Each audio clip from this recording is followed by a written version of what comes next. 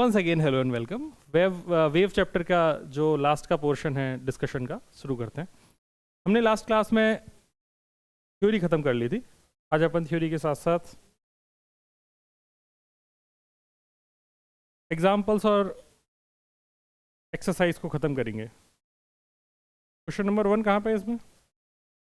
ये गया 1 1, ये सेकंड है। आप लोग फटाफट पेन और कॉपी निकाल लीजिए क्योंकि सॉल्व आपने किया नहीं है। किया है? कितने लोगों ने किया है? एक ने किया है बस, नकम में, एक को छोड़ के। जैसे यहाँ पे क्वेश्चन दिखाई दे रहा है 14.1 कह रहा है given below are the some examples of wave motion state in each case if the wave motion is transverse और लॉन्गिट्यूडनल और कॉम्बिनेशन ऑफ बोथ। ट्रांसवर्स और लॉन्गिट्यूडनल और इन दोनों का कॉम्बिनेशन ये बताना है। आपको दिखाई दे रहा है पीछे तक? ठीक है। पहला है motion of kink in a longitudinal spring produced by displacing one end of the spring sideways. ये कह रहा है कि मैंने एक स्प्रिंग है, जैसे स्प्रिंग है स्प्रिंग, इस स्प्रिंग में ऐसे एक इसकी साइड पकड़ी और ऐसे एक तरफ उठा के ऐसे छोड़ दिया। तो अब स्प्रिंग में दो तरीके के वाइब्रेशन है, एक तो ऐसे ऐसे भी हो रहा है और एक ऐसे ऐसे भी हो रहा है। मतलब स्प्रिंग ऐसे ऐसे तो वाइब्रेट हो ही सकती है, लेकिन तुमने इसको ऊपर उठाया तो अब उसमें कुछ हिस्सा पिचका भी यहाँ पे ऊपर उठाने पे। अगर इस स्प्रिंग को ऊपर उठाओगे तो कुछ हिस्सा पिचकेगा ना, कुछ हिस्सा पिचका भी, और एक यहाँ पे ट्रांसवर्स वेव भी प्रोड्यूस हो गई। तो ये दोनों का कॉम्बिनेशन हो गया।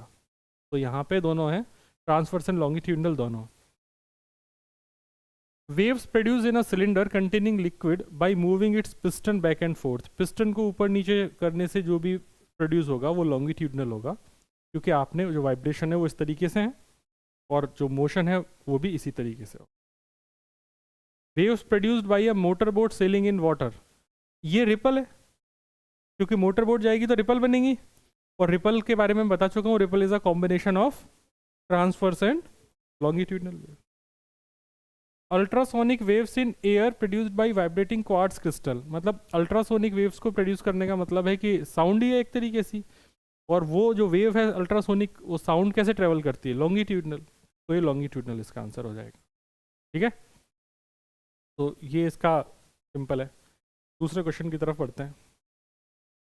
दूसरा क्वेश्चन कहाँ है? दूसरा क्वेश्चन ये है? नहीं, क्या गया? ये क्या? दूसरा क्वेश्चन क्या कह रहा है? अपने को एक वेव दे दी y is equal to 0.05 sine 80x minus 3t। इसमें a कितना है? लिखो, कॉपी में लिखो a की वैल्यू कितनी है। कर लिया? जो कर लिया वो मत लिखो, जिन्होंने नहीं किया वो लिखो। a की वैल्यू कितनी है? साइन 80x, तो k कितना है? k कितना है? k इज 80, लिखो k 80 रेडियन पर मीटर। और ओमेगा कितना है? 3, तो ओमेगा इज 3 रेडियन पर सेकेंड। चलो अब पूछ रहा है कैलकुलेट द एम्पलीट्यूड। तो एम्पलीट्यूड तो पता चली गया सबसे पहले ही। दूसरा क्या पूछ रहा है? वेवलेंथ। तो वेवलेंथ के लिए हमने क्या फॉर्मूला पढ़ा था? k is equal to 2 pi by lambda. तो लैम्डा निकाल लो। k is equal to 2 pi by lambda. Lambda निकाल लो फटाफट।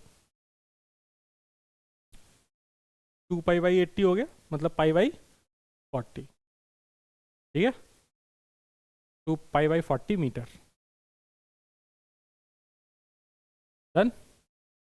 किसी को doubt? Then period and frequency of wave. तो पीरियड कितना होता है? 2 पाई बाई ओमेगा। ओमेगा पता है, टाइम पीरियड निकालो, जल्दी हाथ चलाओ, वैल्यू डालो। कितना है? 2 पाई बाई 3 सेकेंड। ठीक है, अगला क्या पूछ रहा है? And the frequency. Frequency is, निकालो, 1/t। हाँ हाँ, वो तो v होता है ना बेटा। Speed of wave is omega by के।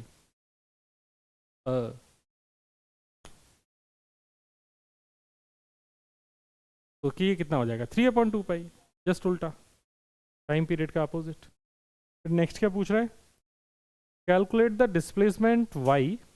मतलब हमें y पता करना है, at a distance x is equal to 30 centimetre, तो x की जगह मुझे 30 सेंटीमीटर डालना है, लेकिन देखो ये है k, इसकी यूनिट कितनी है, रेडियन पर मीटर, तो यहाँ पे x को किस में रखना पड़ेगा, मीटर में, तो यहाँ पे x की जगह कितना रखना है मुझे 0.3, और टाइम कितना है 20, तो t तो 20, तो वैल्यू डाल दो, x को इस इक्वेशन में रखेंगे अपन 0.3 और t को रखेंगे 20, रख के बताओ कितना आ रहा है।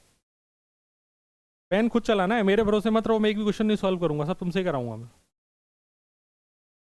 बोलू क्या किया, देखा पीछे जो कराया।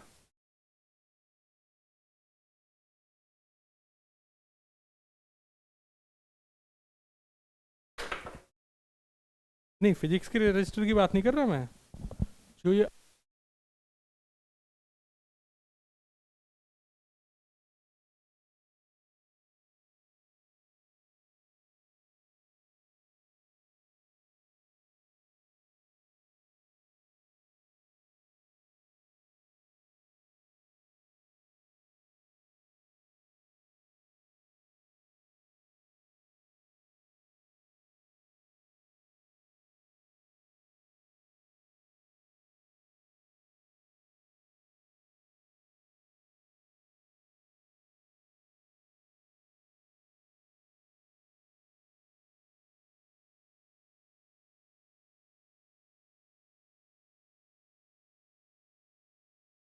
कितना आया,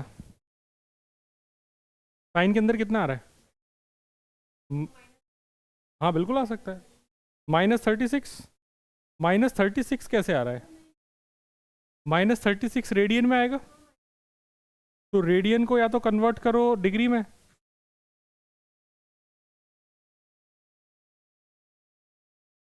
36 को डिग्री में कन्वर्ट करो,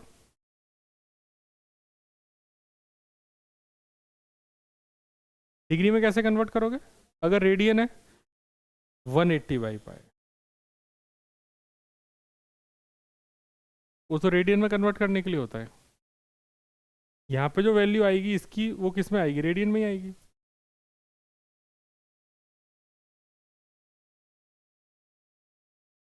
ये -36, इनका तो -36 + 12π आ रहा है, तुम्हारा कितना आ रहा है, तुम्हारा 36 कैसे आ रहा है फिर, ये दूसरा मल्टीप्लाई नहीं किया 20 × 3,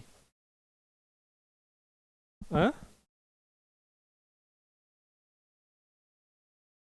तो ये गलत होगा, हाँ तुम्हारा कितना आया बताओ, -36 आया ना, 36 इज इन रेडियन, तो उसको किस कन्वर्ट कर लो डिग्री में, तो उसकी मैं वैल्यू तुम्हें बता देता हूँ, मेरे पास तो कैलकुलेटर है, इसको इसको मैं डिग्री में कन्वर्ट, डिग्री में करेंगे कि अच्छा अपने को रेडियन में दिया है तो रेडियन में आंसर बता देते हैं, चलो भाई रेडियन में कन्वर्ट हो जा, रेडियन हाँ, कितना है अपना 36, 36 साइन 36 इज 0.99, 0.99, तो माइनस बाहर आ जाएगा, तो माइनस का 0.99,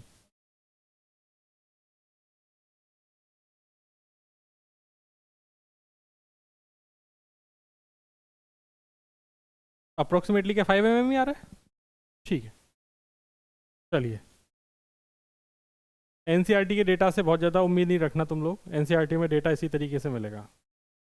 अगला क्वेश्चन को देखा जाए, स्टील वायर एल लेंथ दे रखी है कितनी, पढ़ के बताओ जल्दी, लिखो लिखो लिखो कॉपी में लिखो, एल इज इक्वल टू 0.72, मास कितना दिया है लिखो, तो मास पर यूनिट लेंथ आ गई, म्यू, म्यू कितना आया m/l से निकालो, म्यू इज m/l,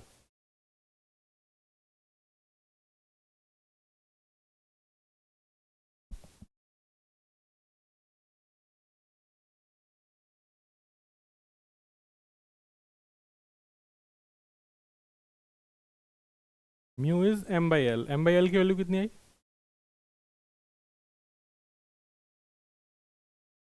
अच्छा उन्होंने सॉल्व भी तो कर रखा है,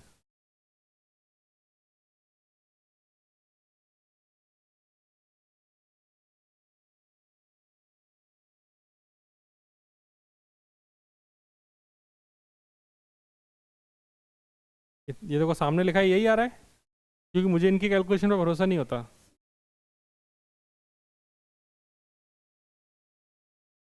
बिल्कुल डाल सकते हो, ठीक है। हमको निकालना है v, या एक काम करो अभी इसमें एग्जैक्ट मत निकालो ना, रेशियो में ही रहने दो, वो यही आ रहा है, ठीक है। और स्पीड ऑफ वेव कितनी होती है in string, on string, under root T by mu, value डाल दो। टेंशन 60 दे रखी है क्वेश्चन में।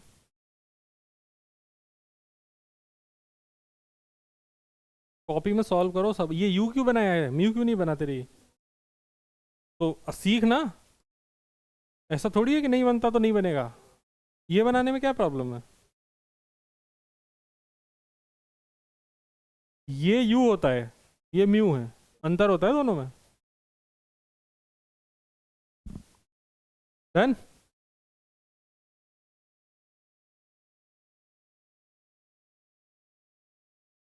रूट 15 मतलब 3.95 के आसपास कुछ आएगा, बताओ एग्जैक्ट। रूट 15 3.87।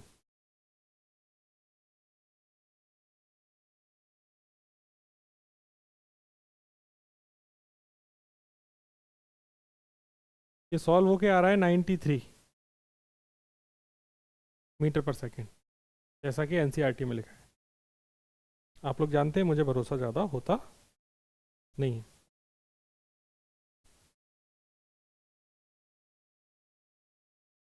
कुछ तो लोग कहेंगे लोगों का काम है कहना। ये हो गया था, ये तो एग्जाम्पल ही है, तो हो ही जाएंगे सब।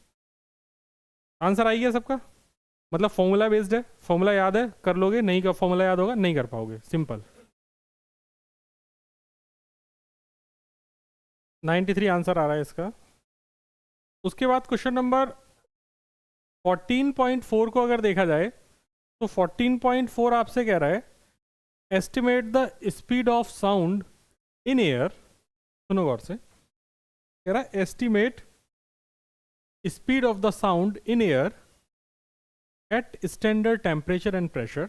मतलब अपने को प्रेशर पता है 1 atm 1.0 into 10⁵ pascal, and temperature the mass of 1 mole of air is 29 into 10⁻³ ये क्वेश्चन थोड़ा सा अच्छा हो जाता है केमिस्ट्री के लिहाज से, फिजिक्स के लिहाज से तो अच्छा नहीं है।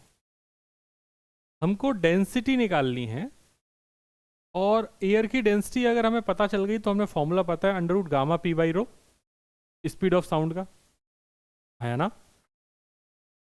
स्पीड ऑफ, क्योंकि मॉड्यूलस अपॉन रो का अंडर रूट होता है जनरल फॉर्मूला, और मॉड्यूलस होता है यहाँ पर अपन प्रोसेस को एडियाबेटिक मानते हैं, तो मॉड्यूलस का जो आंसर होता है वो गामा पी होता है। ये लाप्लास करेक्शन में हमने देखा था कि नहीं देखा था? वेरी गुड, तो भुगतो। तो उसके बाद under root gamma P by rho में हमारे पास गामा की वैल्यू अपने को पता होनी चाहिए, प्रेशर हमको स्टैंडर्ड प्रेशर पता है, स्टैंडर्ड टेम्परेचर प्रेशर, और रो की वैल्यू हमें निकालनी है। तो अगर 1 मोल है एयर का, बोला है मास of the 1 mole of air is this 29 into 10⁻³ kg, तो डेंसिटी होती है मास अपॉन वॉल्यूम। 1 मोल का मतलब हो गया कि मेरे पास 1 मोल जो स्टैंडर्ड टेम्परेचर प्रेशर मतलब STP पर जो वॉल्यूम ऑक्यूपाई करता है वो 22.4 लीटर करता है, केमिस्ट्री। तो डेंसिटी हो गई मास अपॉन वॉल्यूम, मास हो गया 29 इंटू 10⁻³ और वॉल्यूम लेना है 1 मोल का जो कि होता है 22.4 लीटर। 1 लीटर में होते हैं 10⁻³ मीटर क्यूब। वो वैल्यू डाल दी, मेरे पास डेंसिटी आ गई 1.29।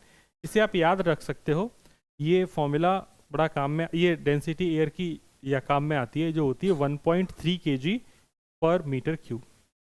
ओके, खैर उसके बाद हमें पता है कि इसने अंडर रूट ये तो पूरा खैर इसने डिराइव कर रखा है, ये तो under root P by rho करके इसने निकाला है जो न्यूटन के हिसाब से, जो कि आया 280, और हमको पता था कि ये होता है under root gamma P by rho, तो इसने न्यूटन के हिसाब से निकाल दिया है। अगर एयर का अपने को गामा पता चल जाए जो कि 7/5 होता है, तो एयर का गामा पता चल जाए तो वो आता है लगभग 380, कितना होता है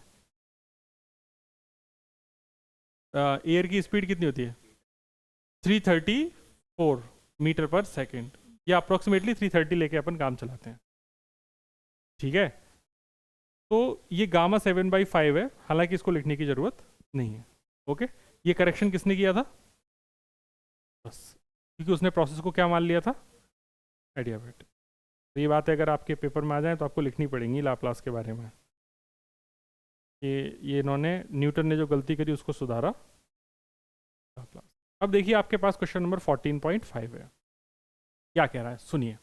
अ pipe 30 centimetre long closed is open at both and, तो कौन सा है, ओपन ऑर्गन पाइप है या क्लोज्ड ऑर्गन पाइप है, ठीक है। लेंथ कितनी दी है, तो लिखो 30, L is equal to 30 centimetre, L is equal to 30 centimetre, okay. Which harmonic mode of the pipe resonates a 1.1 kilo hertz source, मतलब इसको अपन ने वाइब्रेट कराना है, तो किस सोर्स के साथ ये रेजोनेट, रेजोनेट का मतलब होता है, रेजोनेंस का मतलब होता है सेम फ्रीक्वेंसी हो जाना। तो जब हम इसमें फ्रीक्वेंसी निकालेंगे बोथ साइड जब ओपन होगा, तो उसकी फंडामेंटल फ्रीक्वेंसी कितनी होगी, V/2L। और अगली कौन सी होगी, अगली कौन सी होगी, उससे अगली वाली, इतना समझ में आता है, ठीक है। वो पूछ रहा है कि कौन सा हार्मोनिक है, ये पूछ रहा है ना, कौन सा हार्मोनिक है, तो फंडामेंटल कौन सा हार्मोनिक होता है, फर्स्ट। तो मैं क्या ऐसा लिख सकता हूँ कि मुझे पता है फंडामेंटल है V/2L, फिर है V/2V/2L, फिर है 3V/2L, ये आपका फर्स्ट हार्मोनिक है। तो क्या मैं इसको F1 लिख दूँ, second harmonic F2, third harmonic Fn, तो nth हार्मोनिक कितना हो जाएगा, NV/2L होगा कि नहीं होगा। तो हमसे यही पूछ रहा है कि कौन सा हार्मोनिक है, तो मुझे क्या करना है, NV/2L को इक्वेट कर देना है, किससे रेजोनेंस कराना है उसको, 1.1 किलो हर्ट्ज, तो दैट इज 1.1 इंटू 10⁻³ यहाँ पे अपने को सब कुछ पता है, क्या नहीं पता, n। तो n की वैल्यू कितनी है ये निकालनी है, that is 2L into 1.1 into 10⁻³ upon v। v होता है स्पीड ऑफ साउंड, जो कि कितनी होती है 334।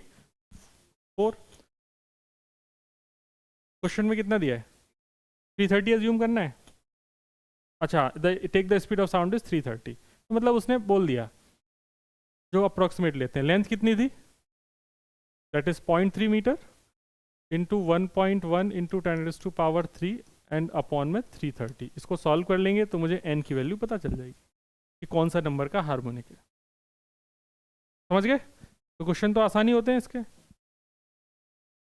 ध्यान एक ही जगह रखना, सावधानी हटी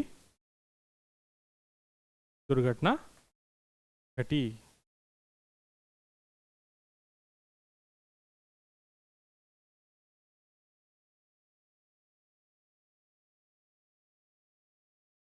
सर्दियों में पानी पियो तो पता चल जाता है पानी कैसे कैसे जा रहा है पेट तक, पहले ऐसे जाता है, उसके बाद फिर यहाँ पे जाता है, फिर यहाँ पे जाता है।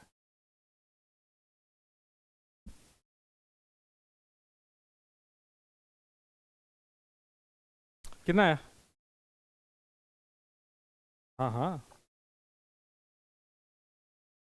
कितना है, 2 आ रहा है, तो मतलब सेकंड हार्मोनिक हो, ओके। सेकंड हार्मोनिक मतलब कौन सा ओवरटोन हुआ, फर्स्ट ओवरटोन, क्योंकि ये तो 0th ओवरटोन हो जाएगा फर्स्ट ओवरटोन।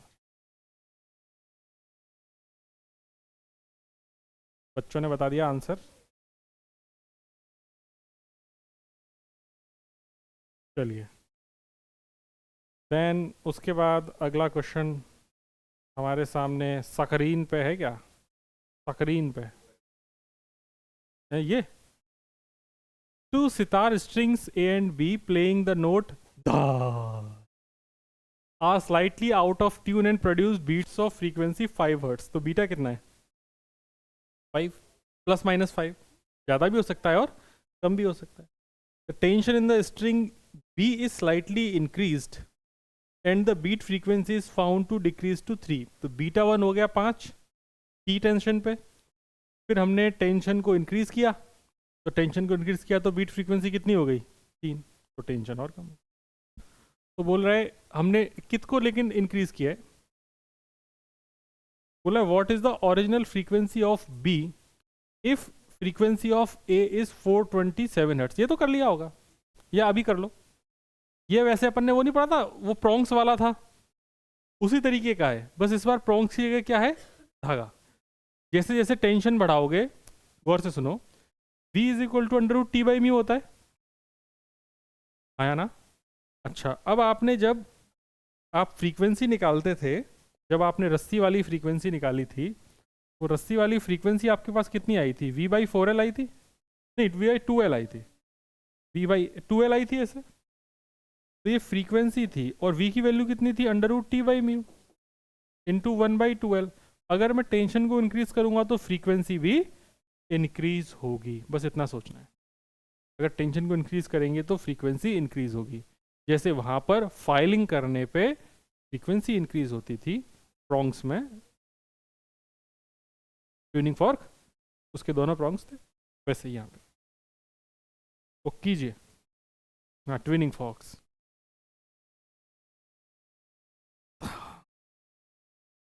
अच्छा, लिख भी रखा है, increase in the tension of a string increase its frequency if the original frequency. ये सब तो घटिया बातें लिखी है, आप लोग खुद सॉल्व करो।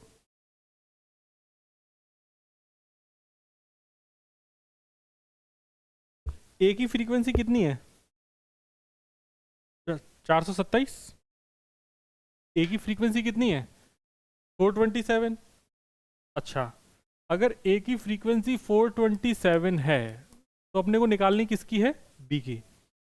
इसकी पहले बीट कितनी थी, बीट फ्रीक्वेंसी 5 हर्ट्ज। तो इसका मतलब या तो इसका आंसर +5 करूंगा तो 432 आ जाएगा, और अगर -5 करूंगा तो कितना आ जाएगा, 422। अब इन दोनों में से कोई एक आंसर है, या तो ये आंसर है या फिर ये आंसर है। उसने बोला अब मैंने इस बी की टेंशन को इंक्रीज किया, इसका मतलब फ्रीक्वेंसी बड़ी होगी ना। अगर इसकी फ्रीक्वेंसी बढ़ाऊंगा 432 से बढ़ के क्या हो जाएगी, बढ़ेगी तो 433 हो गई फॉर एग्जांपल। तो अब बीट फ्रीक्वेंसी 5 से 6 होगी या 5 से 4 होगी, गधे, इन दोनों के बीच में पूछो। 6 हो गई ना। हमें कितनी चाहिए थी, 3, तो कम होनी चाहिए। कम होनी चाहिए तो इसका मतलब मेरा आंसर क्या हो जाएगा, 422। अब यहाँ पर अगर तुम टेंशन बढ़ाओगे तो यहाँ पर भी फ्रीक्वेंसी बढ़ेगी। तो मान लो 422 से बढ़ के कितनी हो गई, 423। तो बीट फ्रीक्वेंसी कितनी हो गई, 4। अगर मान लो 422 से 423 से बढ़ के कितनी हो गई, 424। तो अब बीट फ्रीक्वेंसी कितनी हो गई, 3। हाँ, है ना। तो इसका मतलब सही आंसर क्या है, 422 हर्ट्ज। लॉजिक समझ में आ गया, लॉजिकल क्वेश्चन है पूरा। तुम्हारे समझ में आया, थोड़ा थोड़ा, थोड़ा थोड़ा नहीं, पूरा समझो। वापस से खुद क्वेश्चन पढ़ो, खुद समझो।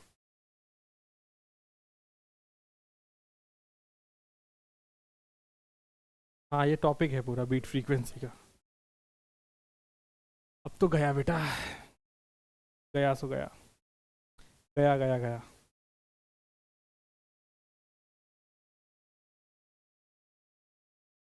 बीट फ्रीक्वेंसी में दो फ्रीक्वेंसी का डिफरेंस ही तो होता है। तो वो +5 करूंगा तब भी मिल सकता है, -5 करूंगा तब भी मिल सकता है, इसलिए बीट फ्रीक्वेंसी प्लस माइनस लिखी जाती है। सबके समझ में आ गया। ऐसा कौन है जिसके समझ में नहीं आया, प्रीशा अब बताओ क्या समझ में आया, क्लास में नहीं आई थी तो फिर कैसे आएगा। तो गेस्ट में तुम क्या गई थी, ट्रेवर लेके गई थी क्या, तुम्हें नहीं छोड़ रहे थे, इतनी प्रिय हो गई। लड़की वाले तो देख नहीं आए थे, लड़के वाले तभी इतनी इंपॉर्टेंस मिलती है, वो ट्रे लेके जानी पड़ती है। कौन आया था बताइए दे। कजन रहती है, क्या कह रही थी कजन,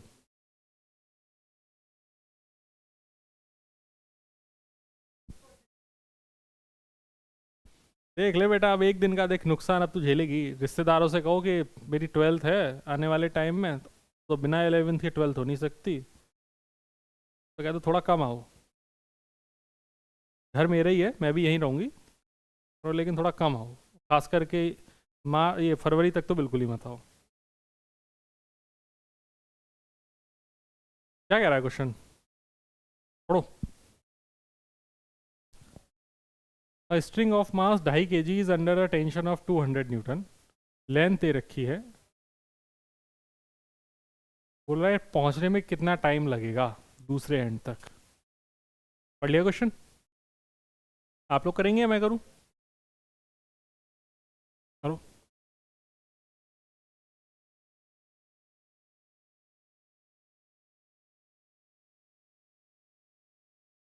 इजी क्वेश्चन है, फटाफट हो जाएगा। स्पीड निकाल लो, और स्पीड निकालने के बाद टाइम बराबर डिस्टेंस अपॉन स्पीड, खत्म। कितना आ रहा है? आने वाला है, आने दो फिर। मतलब क्वेश्चन बहुत इजी है वैसे तो। डेटा लिख लिया पूरा तुमने? ठीक है, मैं करता हूँ। हमने पिछली बार स्क्रीनशॉट लेना सीखा था ना? कैसे सीखा था स्क्रीनशॉट लेना?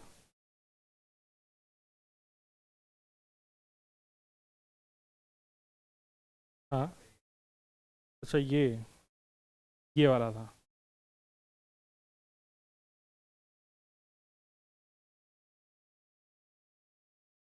अच्छा, ये तो गंदी बात हो गई।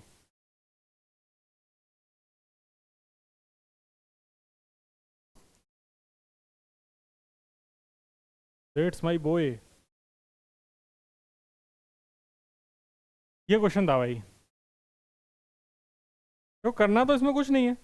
हमको पता है कि स्ट्रिंग का मास 2.5 kg है, मतलब हमें एक रस्सी दे रखी है, रस्सी का मास पता है, रस्सी में टेंशन पता है, रस्सी की लेंथ पता है, टाइम पूछा है कि कितना टाइम लगेगा अगर मैं यहाँ पर एक जर्क को प्रोड्यूस करता हूँ। तो सिंपल है, अगर इसकी स्पीड पता चल जाए तो टाइम हो जाएगा डिस्टेंस अपॉन स्पीड, और हमको v के बारे में पता है कि v होता है under root T by mu, और हमें म्यू की इंफॉर्मेशन भी पता है कि म्यू होता है अंडर रूट म्यू होता है m अपॉन एल, तो it will be m divided by L. खत्म हो गया क्वेश्चन भाई। आप इस एल को अंदर ले जाओ, तो एल को अगर अंदर ले जाओगे तो t इज इक्वल टू कितना हो जाएगा, M L square divided by T L का अंडर रूट, तो answer will be M L by T का अंडर रूट। अब वैल्यू डाल दो, ठीक है। आप लोग पहले अगर सॉल्व करने के चक्कर में रहे होगे तो आपका रायता फैल गया होगा। कैलकुलेशन अब डायरेक्टली एक ही बार कैलकुलेशन करनी पड़ेगी। मास कितना है? 2.5, लेंथ कितनी है 20, और टेंशन कितनी है 200। बस कहानी खत्म, पैसा आ जाए। कितना बचा? 0.25। 0.25 का मतलब कितना हो गया? 0.5 मीटर पर second. Easy PG. Next question.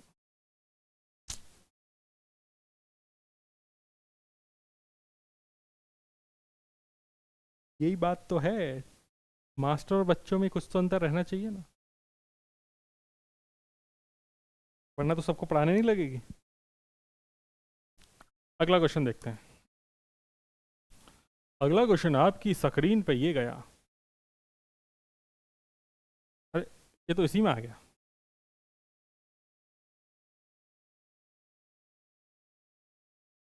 भूल न जाना, भूल न जाना, तुम हो तुम हो तुम ही हो।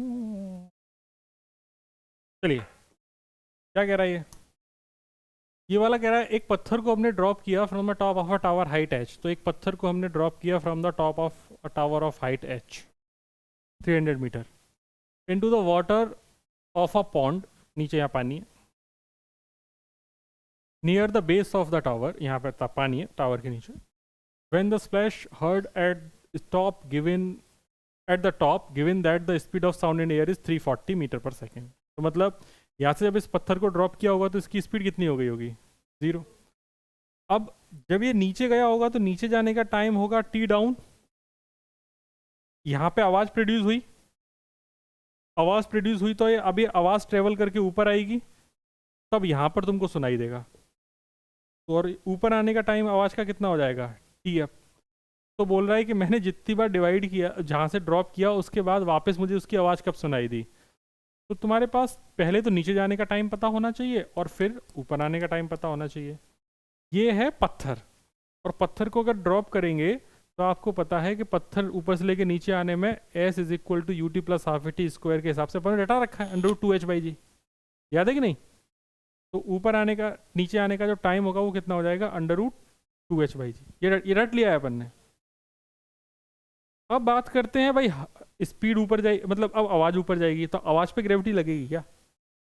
आवाज़ पे ग्रेविटी नहीं लगेगी तो कोई टेंशन की बात ही नहीं है। वहाँ पे तो सिर्फ क्या होगा, distance is equal to speed into time. तो टाइम क्या हो जाएगा, distance upon speed of sound. चमकी बात, टोटल टाइम आ गया, वैल्यू डालो, आंसर आ गया। वैल्यू तुम घर पे डालते रहना आप, क्योंकि इजी क्वेश्चन है और इजी पीजी क्वेश्चंस को मैं मुंह नहीं लगाता। चिंगम खाई जा रही है बकरी, चुपचाप ही तो बैठी है, चुंगम क्यों खा रही है? मेरे क्लास में अगर बच्चा चुंगम खा रहा होता तो मैं उठा के बाहर फेंक देता।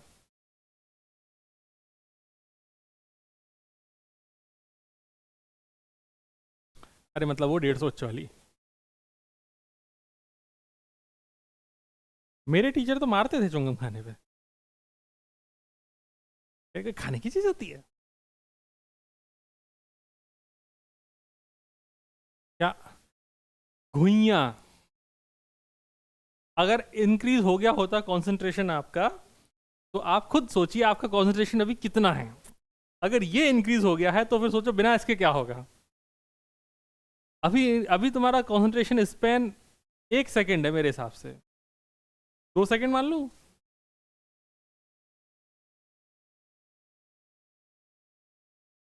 इतना चमक गया, ठीक है। अगला क्वेश्चन,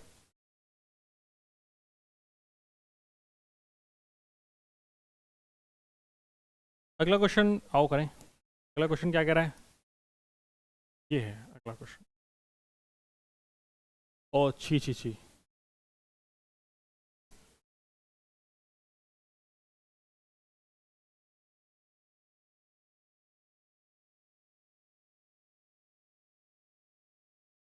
करो भैया। स्टील वायर की लेंथ दे दी, मास दे दिया, टेंशन पूछी है। अगर स्पीड दे दी, सुनो, अगर स्पीड दे दी, what should be the tension in the, और टेंशन पूछी है तो हमें पता है v इज इक्वल टू होता है √T/μ। तो टेंशन हो जाएगी कितनी, v² times mu and v² times m/l। सब कुछ दे रखा है, टेंशन आ गई। ओके, वैल्यू डालो, आंसर आ गया, खत्म। समझ गई बात?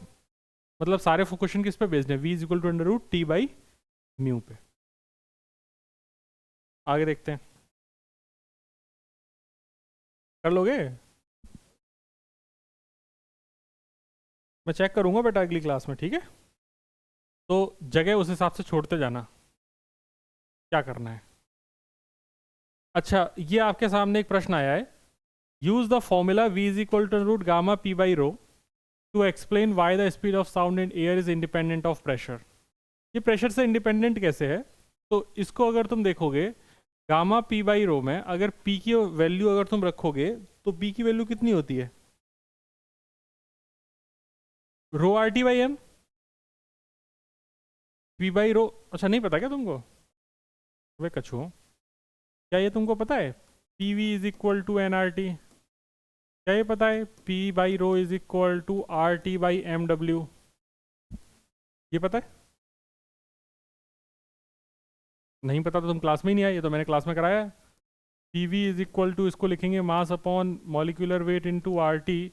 तो p is equal to m/v into RT/mw। ये मास अपॉन वॉल्यूम हो जाएगा आपके पास डेंसिटी, तो ρRT/mw। तो ये मैं बोल रहा हूँ p/ρ is equal to RT/mw। ठीक है, तो इससे तुम प्रूफ कर सकते हो, अगर v is equal to gamma p/ρ है तो एक्चुअल में ये है ही नहीं। एक्चुअल में जो फॉर्मूला है वो प्रेशर इंडिपेंडेंट है, क्योंकि प्रेशर चेंज करने से डेंसिटी चेंज हो जाती है। तो ये हो जाएगा actually gamma R T by M W, ऐसे आप बोल सकते हो। समझ गए बात को? तो ये आपके सामने एक हो गया। फिर दूसरा है इंक्रीज इन टेम्परेचर, तो वो तो तुमने टी में अभी कन्वर्ट कर लिया, टेम्परेचर इंक्रीज करोगे तो स्पीड भी इंक्रीज हो ही जाएगी। और बोल रहा है इंक्रीज विद ह्यूमिडिटी। अब इंक्रीज विद ह्यूमिडिटी के साथ स्पीड ऑफ साउंड के बारे में पूछ रहा है, इसको कैसे एक्सप्लेन करोगे? ह्यूमिडिटी का मतलब क्या होता है? प्रेजेंस ऑफ मॉइस्चर से ये बताओ स्पीड ऑफ साउंड पे क्या फर्क पड़ेगा? क्यों? एक्सप्लेन करो। मीडियम डेंस हो रहा है मतलब रो बढ़ रहा है, रो बढ़ रहा है तो चेंज हो जाए, मामला गड़बड़ हो जाएगा। कैसे एक्सप्लेन करोगे?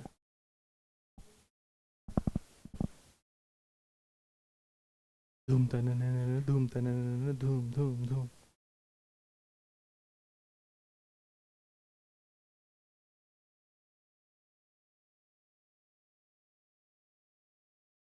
जल्दी बताओ जल्दी।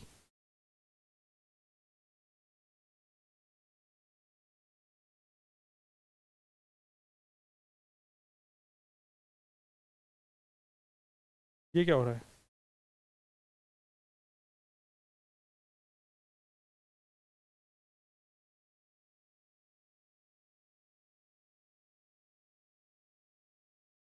ये क्या हो रहा है पीछे? चर चर आवाज आ रही है। तुम तो मेरे क्वेश्चन का उत्तर दो। हाँ, डिक्रीज होगा, जबकि इसने क्या लिखा है? इंक्रीज। लेकिन ये बात इसकी सही है। देखो होता क्या है, ये थोड़ा सा कंट्रोवर्शियल चीज़ें हैं, मतलब कंट्रोवर्शियल नहीं बोलना चाहिए, ऐसा बोलना चाहिए कि समझने में थोड़ी भारी चीज़ है। जब किसी भी एटमॉस्फेयर में वाटर मॉलिक्यूल बढ़ जाते हैं, वाटर मॉलिक्यूल का बढ़ना, इसका मतलब ह्यूमिडिटी का बढ़ना। ह्यूमिडिटी का बढ़ना मतलब वाटर मॉलिक्यूल का बढ़ना। ये मतलब हुआ अगर वाटर मॉलिक्यूल बढ़ रहे हैं तो इससे जो डेंसिटी है वो एयर की कम हो जाती है बढ़ने की बजाय। अब ये ही समझना है कि आखिर कैसे होता है। तो इसको समझने के लिए ऐसा है कि पानी के आने से जो एयर के पार्टिकल्स हैं वो पानी के मॉलिक्यूल के अंदर ट्रैप हो जाएंगे। तो वो ह्यूमिडिटी की आने की वजह से जो पानी के मॉलिक्यूल्स थे अब उनके बीच का सेपरेशन बढ़ गया, तो अल्टीमेटली जो डेंसिटी है पूरे मीडियम की वो डिक्रीज कर जाती है। देखो तुम्हारे पास पहले ढेर सारे मॉलिक्यूल्स थे, ठीक है। अब तुमने यहाँ ह्यूमिडिटी बढ़ा दी, मतलब पानी ज़्यादा हो गया। पानी ज़्यादा हो गया तो क्या हुआ कि ये जो मॉलिक्यूल्स हैं, ये सारे के सारे मॉलिक्यूल्स, अगर जैसे मान लो ये 4 मॉलिक्यूल को एक एयर मॉलिक्यूल ने ट्रैप, एक पानी के मॉलिक्यूल ने ट्रैप कर लिया, तो इस सिस्टम से क्या कम हो गया? एयर के पार्टिकल्स कम हो गए ना, तो डेंसिटी कम हो गई ना, बड़ी थोड़ी। समझ गए? तो ये थोड़ा गेम यहाँ पे उल्टा हो जाता है। तो इसीलिए बोलते हैं कि ह्यूमिडिटी बढ़ने से वाटर मॉलिक्यूल की डेंसिटी, वाटर मॉलिक्यूल्स की जो वाटर मॉलिक्यूल्स ह्यूमिडिटी बढ़ने से मतलब वाटर मॉलिक्यूल बढ़ गया, वाटर मॉलिक्यूल बढ़ने से एयर की डेंसिटी कम हो गई। तो इस बात को आप इसके थर्ड पॉइंट में लिख लेना, वरना आप लोग भूल जाएंगे। ओके?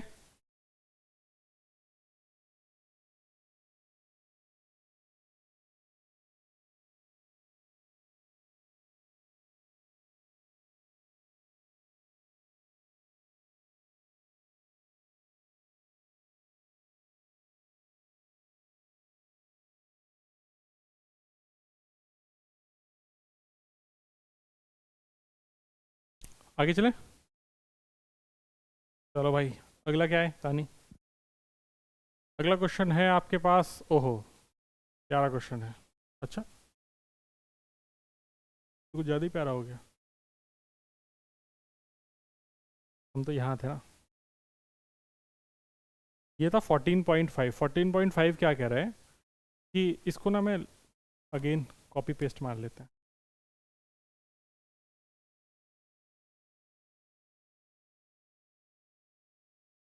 ये क्वेश्चन पूरे मैथमेटिक्स का है।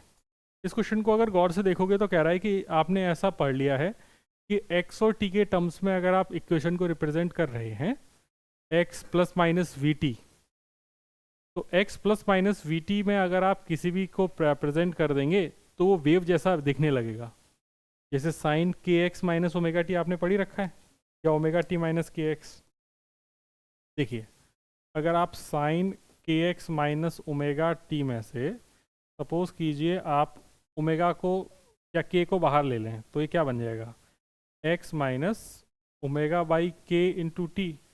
ये हो जाएगा साइन के एक्स माइनस वी टी। ऐसा दिख रहा है कि नहीं दिख रहा? तो इसको अपन ने x या प्लस हो सकता है माइनस हो सकता है, वट एवर। तो x plus minus V T के टर्म्स में आपने जब भी किसी भी इक्वेशन को रिप्रेजेंट कर देंगे तो वो एलिजिबल है वेव जैसी दिखने के लिए। ठीक है, जरूरी नहीं है साइनोसॉइडल वेव हो, वेव की इक्वेशन किसी और तरीके से भी रिप्रेजेंट की जा सकती हैं। तो उसने हमारे सामने 3 इक्वेशन दी और पूछा है कि क्या ये वेव है। हमसे पूछा है कि क्या ये वेव है। ये चेक करने के लिए सबसे पहली चीज होती है वेव की प्रॉपर्टी।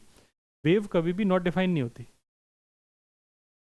कभी भी नॉट डिफाइन नहीं होगी। इसका मतलब ये हुआ कि आप उसमें वेव आपने देखी ना, जो ऐसे बन रही थी, ठीक है। अब आप इसमें x की वैल्यू कुछ भी रख दो, चाहे इधर या इधर, x की हर एक वैल्यू के लिए आपको कुछ ना कुछ y मिलेगा, आया ना। x की हर एक वैल्यू के लिए आपको कुछ ना कुछ y मिलेगा। तो x कभी, जो वेव है वो कभी भी आपके पास वेरिएबल, x कभी भी नॉट डिफाइन नहीं हो सकती। अगर तुम x या t की कोई भी ऐसी वैल्यू ढूंढ ले रहे हो जहाँ पे नॉट डिफाइन हो जा रही है, इसका मतलब वो वेव नहीं है। सिंपल लॉजिक है। कंडीशन समझ में आ गई? अब आपके सामने 3 चीज़ें हैं, 3 में से आपको जज करना है कि इनमें से कौन सी चीज़ है। हर एक इक्वेशन में चेक करना है कि क्या x और t की ऐसी कोई वैल्यू है जहाँ पर ये फंक्शन नॉट डिफाइन हो जाए। x और t की फाइनाइट वैल्यू पे ये नॉट डिफाइन नहीं होना चाहिए। चेक करो मैथ्स वालों। अच्छा, एग्जाम्पल के लिए ऐसे समझ लो, जैसे 1/x है, या 1/x में अगर x की वैल्यू 0 रख दूंगा तो नॉट डिफाइन हो गया ना, तो ये वेव जैसी नहीं हो सकती। ऐसे यहाँ पे इन तीनों को चेक करना है। लगाओ दिमाग। है वो x नॉट है, वो x0 x नॉट है।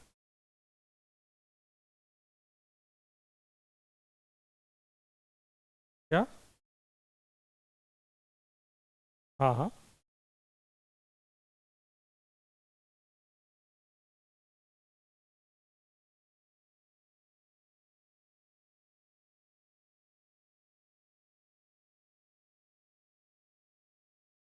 इस क्वेश्चन में इसने एक लाइन और बोली है, you have learned that travelling wave in one direction represented in the function of F X and T, where X and T must appear in combination of X plus minus V T, is the converse true.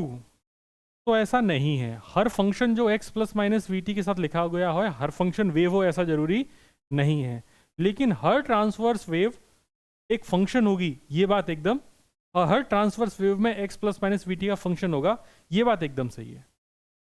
तो जो उसने बोला ना ए is converse true, तो इसका answer तो no हो जाएगा। उसके बाद उसने कह रहा है कि ये सब चीज़ें आप चेक कीजिए, चेक करके बताइए मुझे क्या ये सही है कि नहीं।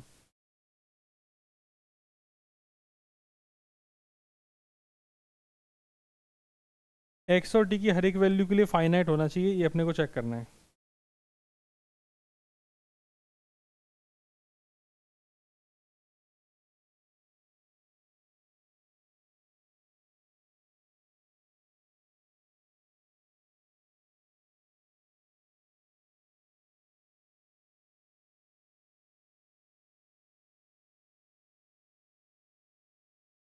चलिए अगला क्वेश्चन देखते हैं।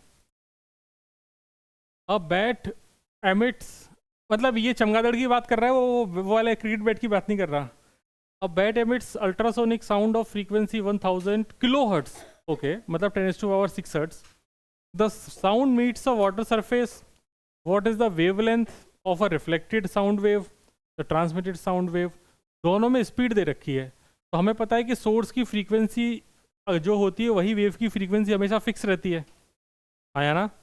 अगर मुझे स्पीड पता है तो मैं ऐसा बोल सकता हूँ क्या, v is equal to F lambda, और फ्रीक्वेंसी सोर्स की प्रॉपर्टी होती है जो कि कभी चेंज नहीं होती। तो पहले मुझसे बोल रहा है λ1, तो λ1 will be v1 upon f and lambda 2 will be v2 upon f।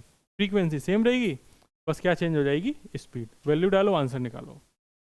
और आपको जो लैम्डा दे रखा है, सॉरी जो फ्रीक्वेंसी दे रखी है, frequency is 1000 kilo hertz. Kilo मतलब 10⁻³ हर्ट्स। ओके, चलिए आगे बढ़ते हैं।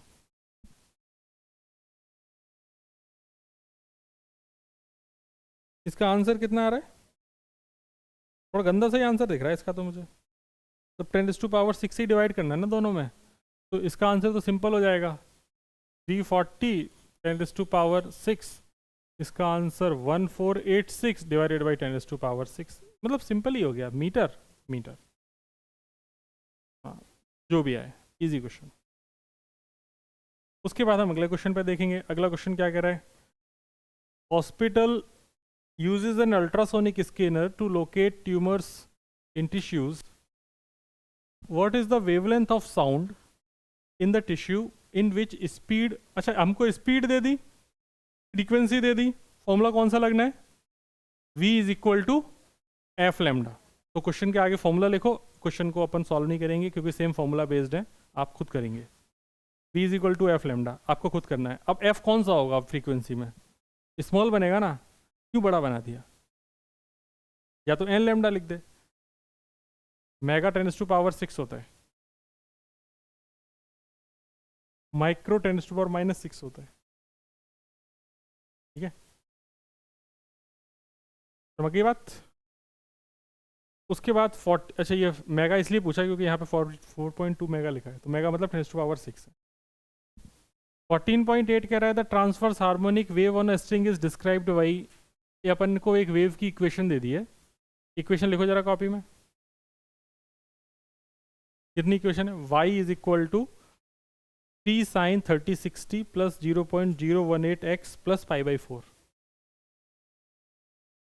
लिख लिया? अब पहली चीज क्या पूछ रहा है, ये वेव किधर जा रही है? क्या नहीं है, if is this travelling wave और स्टेशनरी वेव? तो साफ साफ दिख रहा है ट्रेवलिंग वेव है ना। स्टेशनरी होती तो इसमें दो टर्म्स होते ना, साइन कॉस या कॉस साइन या कॉस कॉस, इस तरीके के टर्म्स होते। तो ये तो साफ साफ दिख रहा है कि एक ट्रेवलिंग वेव है। बोल रहा है if it is travelling wave what are the speed and direction of propagation. इन दोनों का साइन सेम है तो किधर जा रही है? -x। और स्पीड कितनी होती है? ओमेगा बाई के। ओमेगा कितना है और के कितना है? बस दोनों को डिवाइड करो, v आ जाएगा। फॉर्मूला लिखो, v is equal to omega by k. What are the amplitude and frequency? तो एम्पलीट्यूड कितना है? 3। और फ्रीक्वेंसी के लिए हमें ओमेगा पता है। ओमेगा किसके बराबर होता है? ओमेगा का फॉर्मूला बताओ। 2πf। तो फ्रीक्वेंसी कितनी हो जाएगी? Omega upon 2π। देखो फॉर्मूला, सॉल्व करो, प्रैक्टिस करो बेटे। वैल्यू कितनी आई?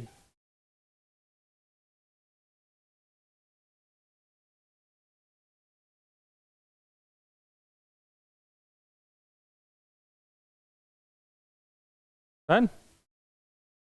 कितना आया? 18/π। वो 0.018 का वो डेसिमल में भी तो लिखा है कुछ। हाँ, तो ओमेगा की वैल्यू कितनी है? 36। तो 36/2π that is 18/π।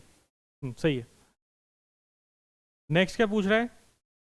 What is the initial phase at origin. तो x की वैल्यू 0 डालो, t की वैल्यू 0 डालो, तो कितना बच रहा है? तो इनिशियल फेज इज π/4। नेक्स्ट क्या कह रहा है? What is the least distance between two successive crest in the wave. दो क्रेस्ट के बीच की डिस्टेंस कितनी होती है? हाँ, दो सक्सेसिव क्रेस्ट के बीच की दूरी कितनी होती है? अरे नशेड़ियों, क्रेस्ट पूछा हूँ, ट्रफ नहीं पूछ रहा। क्रेस्ट और ट्रफ, दो कंसेक्यूटिव क्रेस्ट के बीच की दूरी लैम्डा होती है, डेफिनेशन में मैंने लिखाया है। दो कंसेक्यूटिव ट्रफ के बीच की दूरी भी लैम्डा होती है। तो लैम्डा पूछा है, तो के की वैल्यू पता है, के क्या होता है 2π/λ, तो लैम्डा आ जाएगा अपने पास। डन। ये सब क्वेश्चन अगर तुम खुद करते तो कितना अच्छा रहता, लेकिन हम तो निकम्मे हैं सर, हम तो बिल्कुल नहीं करेंगे, हमने तो कसम खाई है। For the wave describe in previous question plot the y versus t graph for x is equal to 0, 2 and 4. What are the shape of these graphs? In which aspect does the oscillatory motion in traveling wave differ from one point to another, amplitude and frequency? सुनो मेरी बात। अब इस question में उसने साफ साफ ये पूछ लिया कि प्रीवियस क्वेश्चन में सबसे पहले आप y वर्सेस t का ग्राफ बना दो x इज इक्वल टू 0 के लिए। तो जैसे ही तुमने x की वैल्यू 0 डाली तो ये क्या बन गया 3 sin 30 60 प्लस π/4 आया ना। तो ये एक जो ग्राफ है ये SHM का ग्राफ है कि नहीं। ये कह रहा है y is equal to 3 sin 30 60 plus 0.018 x plus π/4, यही है ना क्वेश्चन। अब इसमें x इज इक्वल टू 0 डाल दोगे तो x की वैल्यू 0 डालने पे y कितना मिल रहा है 3 sin 30 60 प्लस π/4। ये किसका ग्राफ है, साइन का। साइन के ग्राफ में इनिशियल फेज कितना है π/4। तो अगर मैं तुमसे बोलूँ कि इसका ग्राफ बनाओ तो कैसे बनाओगे इसका ग्राफ। अगर साइन ओमेगा टी होता तो इसका ग्राफ ऐसा बन जाता, है ना। लेकिन ये कितना है, अगर इसमें t की वैल्यू 0 डालोगे तो ये तुम्हें साइन π/4 मिलेगा। मतलब इस ग्राफ को तुमको किधर शिफ्ट करना पड़ेगा, पीछे। क्या शिफ्टिंग ऑफ ग्राफ तुमने पढ़ रखा है? नहीं पढ़ रखा, तो शिफ्टिंग ऑफ ग्राफ पढ़ लिया तुमने। देखो शिफ्टिंग ऑफ ग्राफ का मतलब ऐसा होता है कि जैसे यहाँ पे 36 प्लस π/4 है, ओके। तो π/4 का मतलब कितना है 1/√2 होता है, साइन π/4 मतलब 1/√2। ये सारे मैथ्स के क्वेश्चन हैं। अब इसको अगर तुमको प्लॉट करना है तो पहले साइन के ग्राफ से आइडिया ले लो। तो वाइट वाला साइन का ग्राफ बन गया। अगर यहाँ पे ओमेगा टी प्लस π/4 है तो ये माइनस में शिफ्ट होगा। अगर ये ओमेगा टी माइनस π/4 है तो प्लस में शिफ्ट होगा। तो यहाँ पे क्या लगा हुआ है प्लस, तो किधर शिफ्ट होगा, पीछे। कितना शिफ्ट होगा π/4, तो ये π/4 शिफ्ट होगा। अब जैसे तुम t की वैल्यू 0 डालोगे तो अगर ये नहीं होता तो t की वैल्यू 0 डालने पे साइन 0 की वैल्यू 0 मिलती। लेकिन अब यहाँ पर तुम t की वैल्यू 0 डालोगे तो इस पर्टिकुलर क्वेश्चन में साइन π/4 मतलब 1/√2 मिलना चाहिए प्लस का। अब देखो 0 डालने में क्या प्लस का 1/√2 मिल रहा है, यस मिल रहा है। समझ गई बात। तो तुम तो इतना याद रख लो सिंपल शब्दों में कि अगर यहाँ प्लस है तो माइनस में शिफ्ट होगा, अगर माइनस है तो प्लस में शिफ्ट होगा।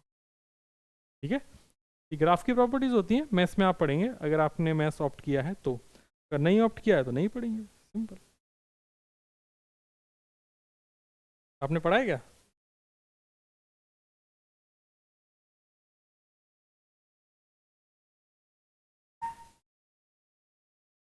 ओके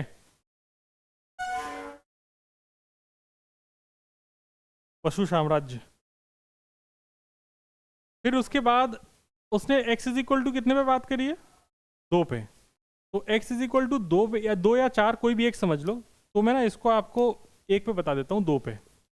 अब आपने इसमें x इज इक्वल टू 2 की बात करोगे तो यही इक्वेशन क्या हो जाएगी, y इज इक्वल टू, गौर से देखना, y is equal to 3 sine 3060 plus x की वैल्यू 2 डालोगे तो 18×36 दैट इज 0.036 प्लस π/4। ऐसा हो गया कि नहीं हो गया। अब यहां पर देखो तो ये पूरे का पूरा एक कांस्टेंट की तरह एक्ट करेगा कि नहीं करेगा। तो ग्राफ तो यही है, लेकिन अब इसको अपने को मॉडिफाई करना है। अब मॉडिफाई क्या किया जाए, तो उसको ऐसे समझना है कि पहले ये सिर्फ π/4 पीछे शिफ्ट हुआ था, अब ये π/4 से और ज्यादा शिफ्ट होगा। समझे बात को। मतलब पहले अगर इस ग्राफ को मैं बनाऊं तो पहले ग्राफ इस तरीके से था यार, कैसे बन जाए यार।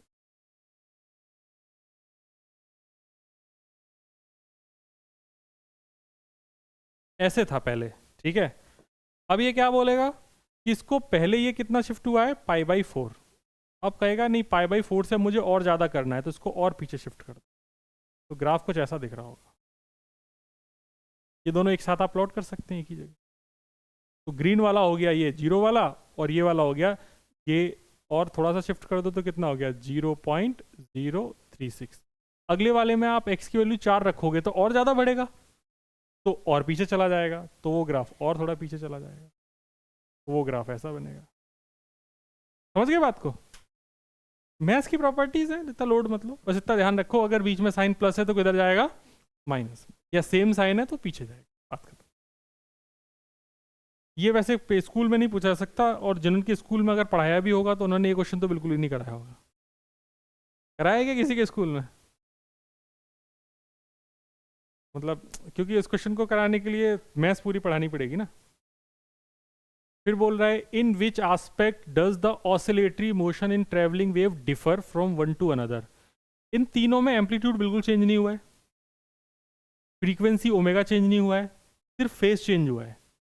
अंदर अगर देखोगे इन तीनों में ही, पहले यहाँ पे फेस कितना था, सिर्फ टी की एक्स की वैल्यू 0 रखने पे ये फेस था, एक्स की वैल्यू 2 रखने पे सिर्फ फेस चेंज हुआ है। ओमेगा इन दोनों में से किसी का भी चेंज नहीं हुआ, ना तो एम्पलीट्यूड चेंज हुआ। तो इसमें सिर्फ किस में चेंज आएगा, इनिशियल फेज। समझ गई बात?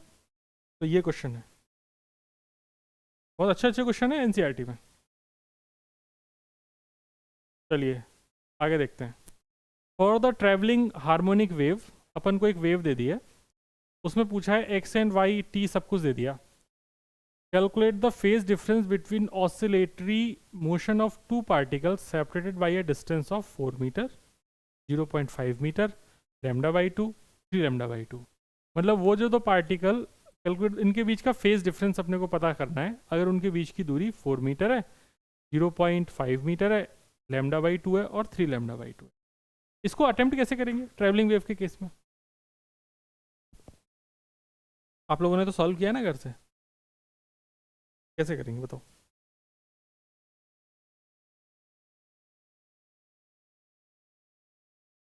For a travelling wave pi is equal to 2 cos 2 pi, ये वाला ही है ना क्वेश्चन, 2 cos 2 पाई/2। तो ये हमसे क्या जानना चाह रहा है एग्जैक्टली? फेज डिफरेंस जानना चाह रहा है ना।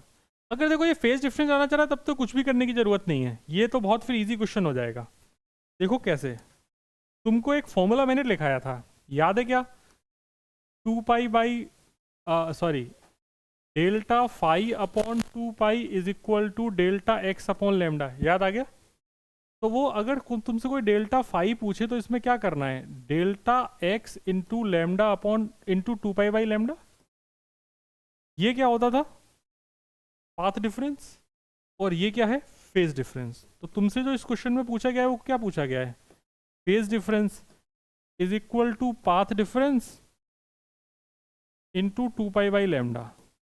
अब इस क्वेश्चन में देखो तो तुम्हारे पास क्या क्या दिया है, पहले दो पॉइंट्स के बीच का सेपरेशन मतलब पाथ डिफरेंस कितना दिया है, 4 मीटर। फिर दूसरी बार में कितना दिया, 0.5। तीसरी बार में कितना दिया है, λ/2। फिर कितना दिया, 3λ/4।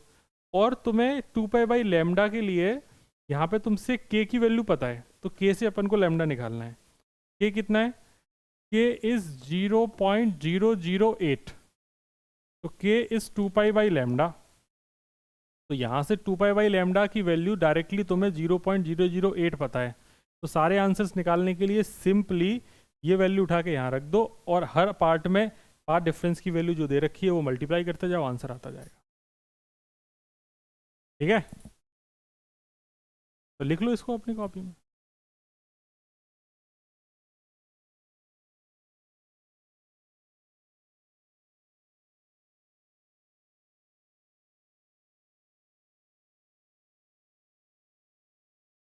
जी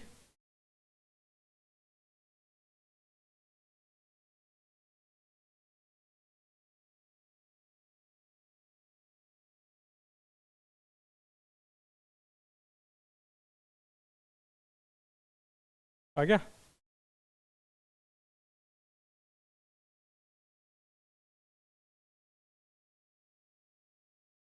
कितना आ रहा है?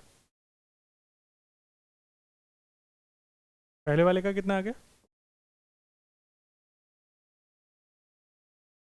जो 4 मीटर है, 4 मीटर वाले का सीधा 4 × 0.0008। लेमडा बाई 2 के केस में तो आंसर बहुत ईजी हो जाएगा। Lambda by 2 × 2 pi by lambda, lambda से लेमडा कट गया, answer is pi. 3 lambda by 4 के केस में कितना हो जाएगा? 3 पाई बाई 2।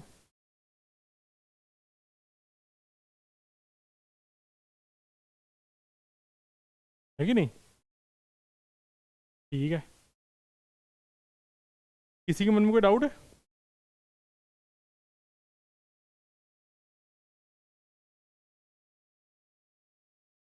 ओके। जहाँ पे लेमडा की टर्म्स दिया है वहाँ पे तो वैल्यू डालने की ज़रूरत नहीं है। अगर जैसे मान लो मैं ऐसा बोलूँ कि फॉर लेमडा बाई 2 के लिए बोलूँ, लेमडा बाई 4 दिया है ना, लेमडा बाई 4 के लिए बात करूँ, if delta x is lambda by 4, तो उस केस में तुम्हारे पास जो डेल्टा फाई होगा वो कितना हो जाएगा? Lambda by 4 × 2 pi by lambda. तो आंसर कितना हो गया? पाई/2। खत्म। अगर लेमडा बाई 2 पूछेगा तो यहाँ पे लेमडा बाई 2 डाल देंगे, पाथ डिफरेंस कीजिएगा। ये फॉर्मूला तुमको बताया था ना, इसमें एक ये भी तो था, delta T upon time period. तो अभी यहाँ पे हमको सिर्फ कितने की ज़रूरत है? इन दोनों की। ये एसएचएम में बताया था, वेव में बताया था? याद है पीछा क्या?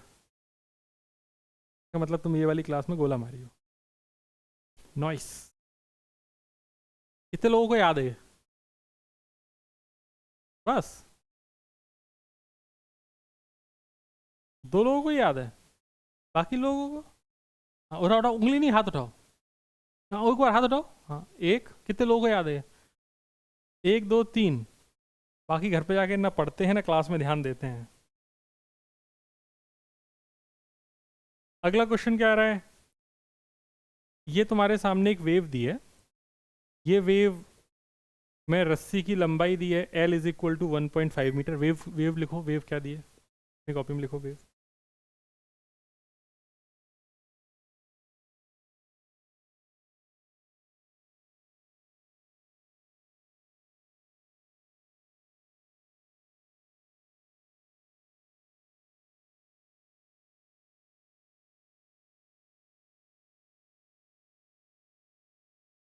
लिख ली वेव?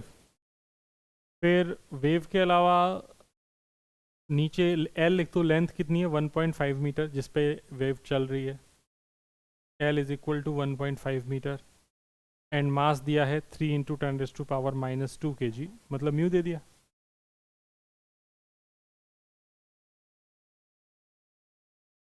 ओके। अब उसके बाद क्वेश्चन में पहली चीज वो पूछ रहा है, ये इक्वेशन देखो और बताओ, does the function represent a travelling wave और स्टेशनरी वेव? समझदार हो गए तुम लोग। तो ये स्टेशनरी वेव साफ साफ दिखाई दे रहा है, बहुत अच्छे। फिर उसके बाद कह रहा है कि interpret the wave as a superposition of 2 waves travelling in opposite direction. What is the wavelength, frequency and speed of each wave?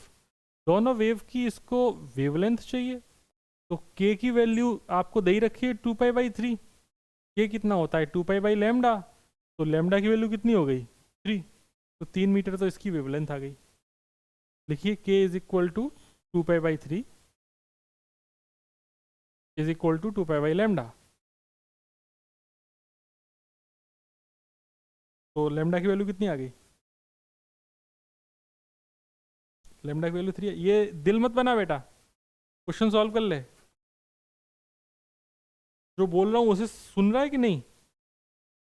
हाँ, तो मैंने क्या बोला अभी?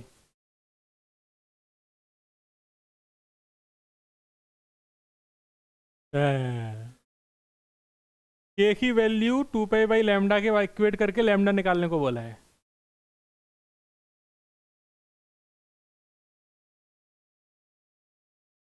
गजब है भाई।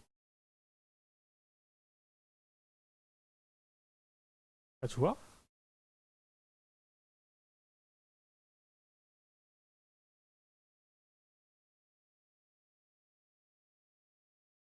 चलो देखते हैं, ये बन गई, छोटा कर ले और छोटा कर लें, दिखता तो रहेगा ही वैसे भी। चलो इस वेव को अगर देखेंगे तो मुझे पता है कि जो 2a होता है वो 0.06 है, तो एम्पलीट्यूड की वैल्यू कितनी हो गई 0.03, तो दोनों वेव के एम्पलीट्यूड पता चल गए। सिमिलरली k होता है 2 पाई बाई लैम्डा, ये हमें क्वेश्चन में दे रखा है 2 पाई बाई 3, तो यहाँ से हमने लैम्डा की वैल्यू निकाल ली 3 मीटर। सिमिलरली ओमेगा मेरे पास 120 पाई है जो कि होता है 2 pi F is equal to 120 पाई, तो फ्रीक्वेंसी आ गई मेरे पास 60। तो मुझे सब कुछ पता चल गया दोनों वेव का, ठीक है। अब अगर मान लो इन वेव की इक्वेशन लिखनी हो तो आप इक्वेशन भी लिख सकते हैं। आपको पता है यहाँ पर ये किसका साइन और कॉस का फंक्शन है, तो अगर साइन और कॉस का फंक्शन है तो फिर ये किसका फॉर्मूला होगा, sine C plus sine D का, तो हो जाएगा y is equal to 0.03 sine 120 pi t minus 2 pi by 3x y1, और y2 कितना हो जाएगा 0.03 sine 120 pi t plus 2 pi by 3 into x. बन गई दोनों वेव, क्योंकि साइन सी और साइन डी का जो फॉर्मूला होता है वही होता है 2 sine C plus D by 2 cos C minus D by 2। तो ये यहाँ पर ये 2 sine C plus D by 2 cos C minus D by 2 है, तो ये दोनों साइन की इक्वेशन रही होंगी। तो मैंने इन दोनों वेव को भी लिख दिया y1 y2 को। अगर आपने साइन सी और साइन डी के फॉर्मूले याद नहीं किए हैं तो आपको याद कर लेने चाहिए। डन, चमक गई ये वाली बात। अच्छा, और क्या कह रिया है, क्या कह रिया है, स्पीड, स्पीड ओमेगा बाई के होती है, निकाल लिया जाए। टेंशन की बात कर रहा है, v is omega by k, तो ओमेगा बाई के आपको सब कुछ पता है, ओमेगा भी पता है, के भी पता है। ओमेगा, या आपने एफ और लेमडा निकाल ही लिया है तो v is equal to f lambda से भी निकाल सकते हो। एफ इज 60, लेमडा इज 3, तो स्पीड हो जाएगी 180 मीटर पर सेकेंड। एंड स्पीड अगर हम बात करें under root T by mu से, तो आप स्पीड निकाल सकते हो under root T by mu से, क्योंकि ये इसने वेव की इक्वेशन पूछी है। ये इसकी लेंथ, स्पीड किसकी पूछी है,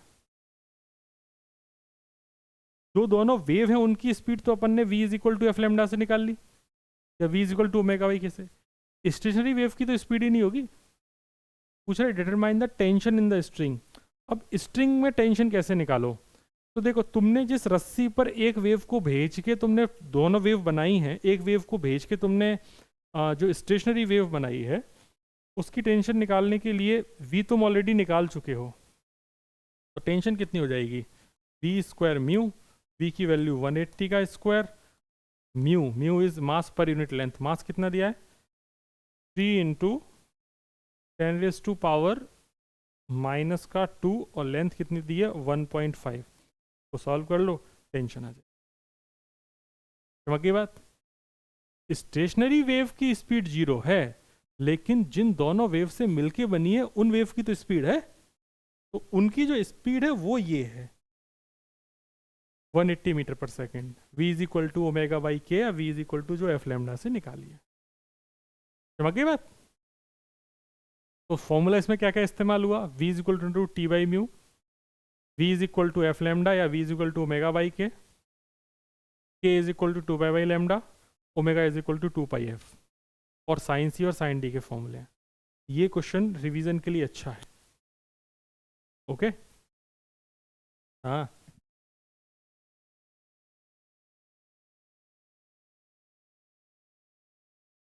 640 तो आएगा इससे।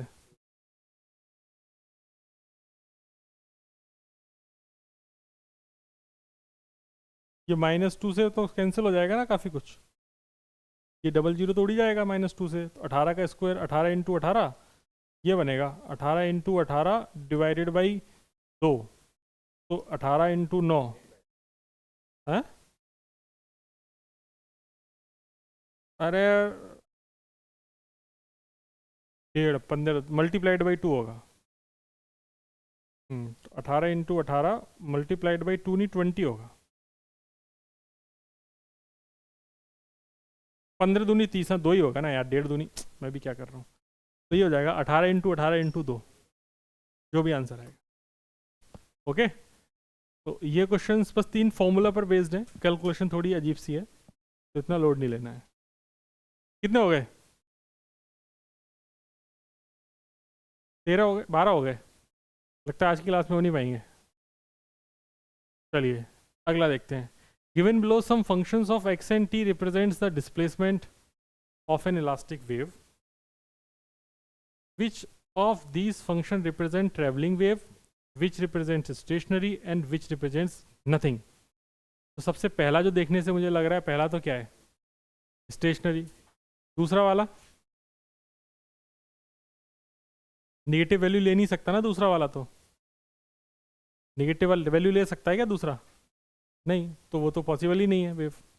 फिर तीसरा वाला combination of two travelling wave, and तीसरा और जो चौथा वाला है वो भी कॉम्बिनेशन है।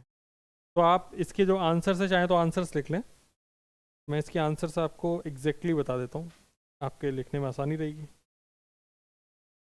पहला वाला है आपके पास स्टेशनरी वेव, दूसरा वाला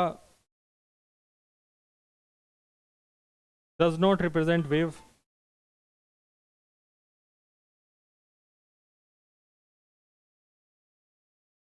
तीसरा वाला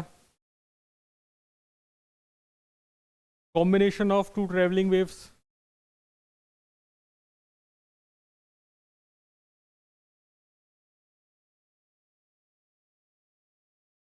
और चौथे वाले में अगर आप देखोगे तो ये एक स्टेशनरी वेव है, ये भी एक स्टेशनरी वेव है, तो इनका कॉम्बिनेशन भी एक स्टेशनरी वेव होगा।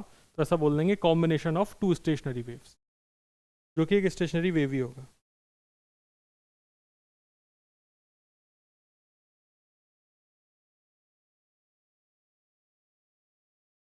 ठीक है, हो गई सारी बातें। अगला क्वेश्चन देखते हैं। वैसे अपन कर लेंगे यार, 5 मिनट में 4 क्वेश्चन ही तो है, आराम से जाएंगे। तू जैसी डिमोटिवेट लड़की मुझे क्यों कर रही है? घूसा मार दूंगा तेरा, नाक तोड़ दूंगा मैं तेरी, खचक खचक करके नाक, अच्छा खचक करके तो नाक थोड़ी टूटती, खचक करके गर्दन कटती है, गर्दन काट दूंगा मैं तेरी, खचक। अब एकदम ये गुंडी वाला लुक दे रही है चिंगम खा के।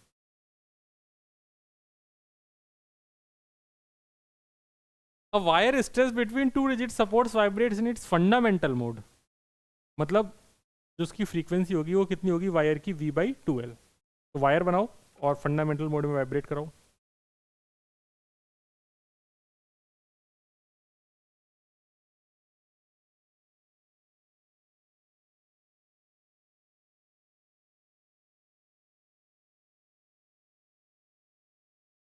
थैंक यू भाई, भाई भाई।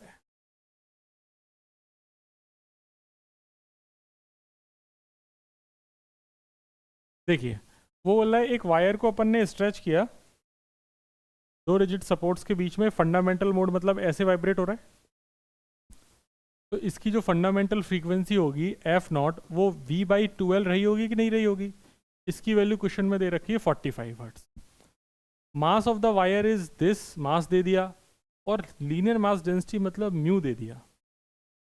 तो मुझे क्वेश्चन में पूछा गया है कि what is the speed of transverse wave on the string and tension in the string. तो देख स्पीड तो मैं यहाँ से निकाल लूंगा, 2L × 45, लेंथ मुझे क्वेश्चन में कितनी दी है वो अपन को क्वेश्चन में दी नहीं है। तो हमें क्या दिया है? हमें क्वेश्चन में म्यू दिया है और हमको क्वेश्चन में मास दिया है, तो लेंथ हम निकाल लेंगे यहाँ से। हमें पता है म्यू होता है m/L, तो L हो जाएगा मेरे पास m/μ, तो इट विल बिकम म्यू मास कितना है 3.5 × 10⁻⁻², और म्यू की वैल्यू है 4 × 10⁻⁻²। तो ये बन गया मेरे पास 90 × 3.5 डिवाइडेड बाई 4। ठीक है, तो ये जो भी आ गया मीटर पर सेकंड में इसका आंसर आ जाएगा।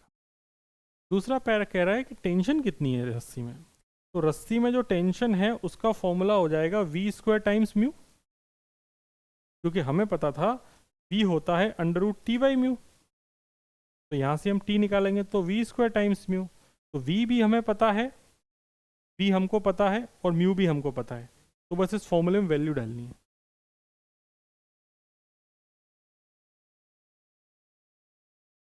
कर लेंगे आप लोग?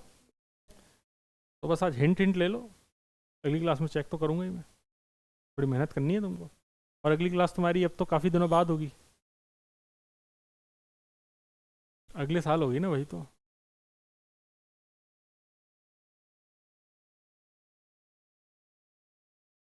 तो अगली क्लास में अपने को ये जितने भी क्वेश्चन है सारे दिखाने हैं, जिनमें डाउट्स है वो डिस्कस करने। तुम बंद क्यों करने लगे?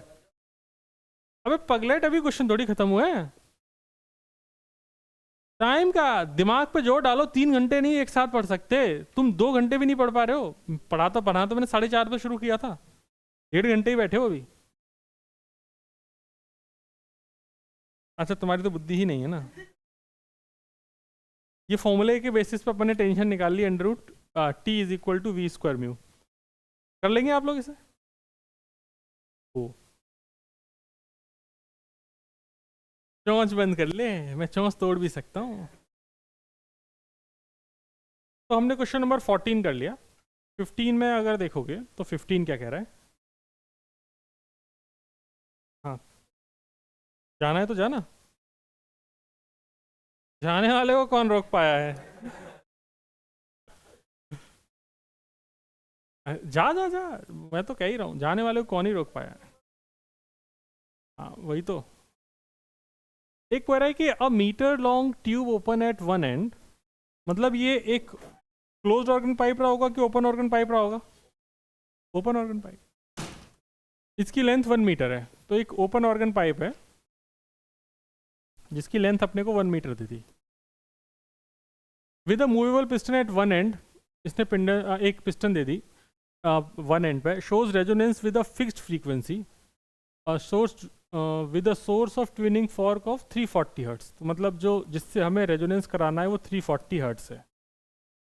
When the tube length is 25.5 metre, मतलब हमने इसमें पिस्टन इस तरीके से अरेंज करी कि इसकी लेंथ को हम वेरी कर सकते हैं। तो बोल रहा है जब इस ट्यूब की लेंथ 1 मीटर की जो लेंथ है उसमें से कम करके मैंने इसको या तो मैं 25.5 कर दूं, आया ना, या फिर मैं लेंथ 79.3 कर दूं, तो मुझे रेजोनेंस सुनाई दे रहा है। रेजोनेंस सुनाई देने का मतलब है कि मेरी फ्रीक्वेंसी या तो रेजोनेंस फ्रीक्वेंसी के बराबर है या फिर उसके मल्टीपल इंटीजर में है, तभी अपने को 2 फ्रीक्वेंसी मैच होती हुई दिखाई देंगी। आपकी सेम प्रिंसिपल पर जो रेडियो है वो काम करता है। रेडियो में जो फ्रीक्वेंसी आपके रेडियो की है वही फ्रीक्वेंसी, अगर जो सिग्नल आ रहे हैं दोनों की फ्रीक्वेंसी जब मैच करती है तो आपको वो ऑडियो सुनाई देने लगती है। इसी को आप रेजोनेंस कहते हैं। 2 लेंथ है, दोनों लेंथ पे अपने को L1 और L2, एक पर्टिकुलर लेंथ है 25.5 सेंटीमीटर और एक लेंथ है आपके पास 79.3 सेंटीमीटर। इन दोनों स्पीड पे, इन दोनों लेंथ पे आपको रेजोनेंस सुनाई दे रहा है। Estimate the speed of sound in air, तो हमसे एक तो उसने साउंड पूछ लिया, at the air in air at the temperature of the experiment, जो भी टेम्परेचर है, द एज इफेक्ट में बी नेग्लेक्टेड। ओके, अब ये जो क्वेश्चन है ना पर्टिकुलर, ये क्वेश्चन एक्चुअली है ही नहीं इसका, ये क्वेश्चन है रेजोनेंस ट्यूब एक्सपेरिमेंट का। रेजोनेंस ट्यूब एक्सपेरिमेंट आपके सिलेबस में पहले था, अब आपके सिलेबस में नहीं है, या आपके सिलेबस में है तो आपके एक्सपेरिमेंट वाली बुक में है क्या? आपके एक्सपेरिमेंट वाली बुक में, आपके स्कूल में ये जब चैप्टर पढ़ाया तो क्या रेजोनेंस ट्यूब एक्सपेरिमेंट कराया था? ये चैप्टर ही नहीं कराया, क्यों भाई? है जी, पेंडुलम ओके।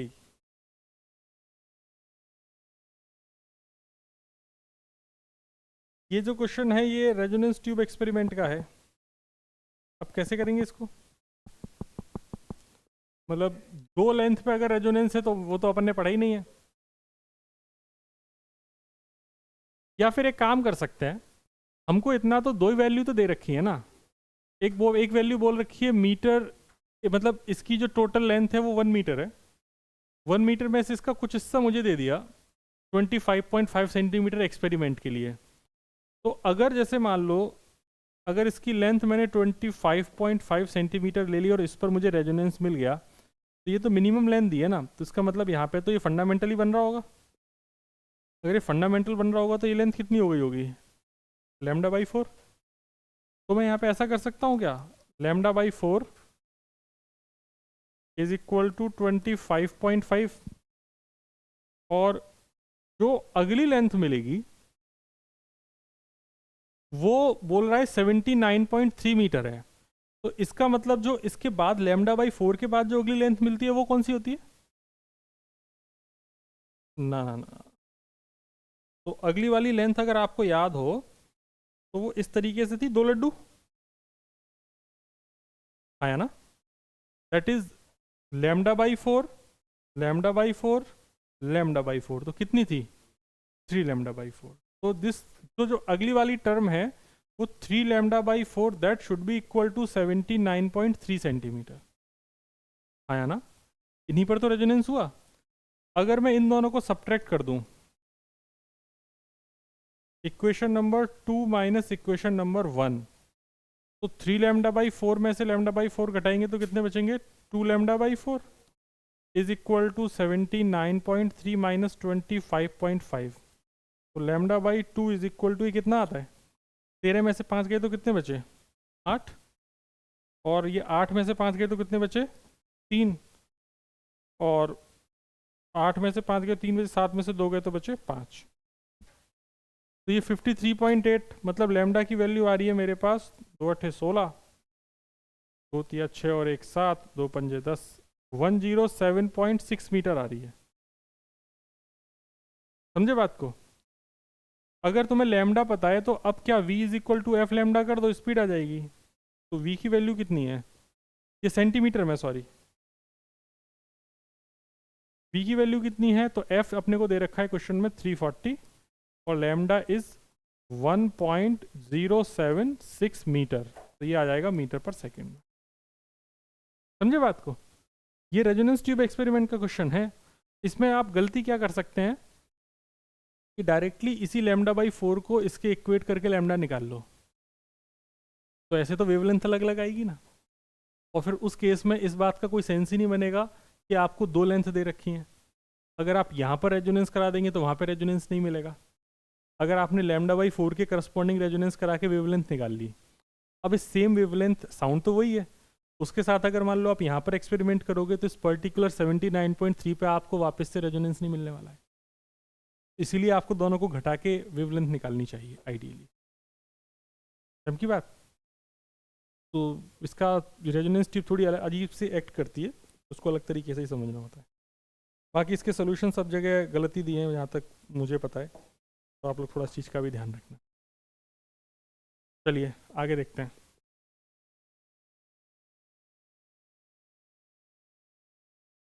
हमारे पास कितने क्वेश्चन हो गए, 15 19 ही तो क्वेश्चन है total.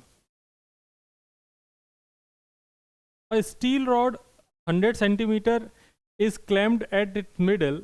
The fundamental frequency of the longitudinal vibration of the rod are given to be this. What are the speed of? आजा आजा आजा, हाँ हाँ जाओ ना। अरे हेलो रित्सु, बढ़िया बढ़िया, तुमने क्वेश्चन भेजा था। हाँ हाँ, तो देखो इसमें ऐसा कह रहा है कि एक स्टील रॉड है जो 100 सेंटीमीटर लॉन्ग है, हमने उसको मिडिल पे क्लैंप कर दिया, और इसमें फंडामेंटल फ्रीक्वेंसी लॉन्गिट्यूडनल वाइब्रेशंस की हमको जो दी है वो 2.53 किलोहर्ट्ज़ दी है, और हमसे पूछा है what is the speed of sound in steel. अगर तुमने दोनों साइड्स मिडिल पे अगर क्लैंप कर दिया तो वहां पर नोड बन रहा होगा या एंटी नोड बन रहा होगा, एंटी नोड नहीं, अगर तुमने क्लैंप किया है तो वहां पे नोड बनेगा ना। नहीं समझे, जा जाने वाले कौन रोक पाया है।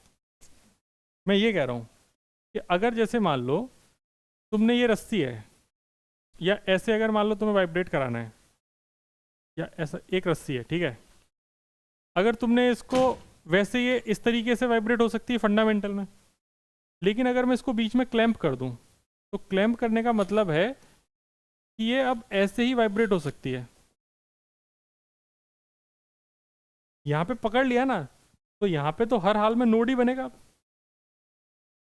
इसकी तो श्योरिटी भी नहीं है कुछ।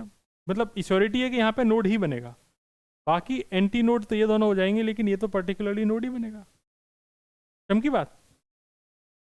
तो आप चाहते हैं आज करें, अगली क्लास में करें? अच्छा, अगली क्लास में करें तो ठीक है। तो आप लोग इससे आगे के जो भी क्वेश्चंस हैं वो सारे के सारे खुद सॉल्व कर लेना।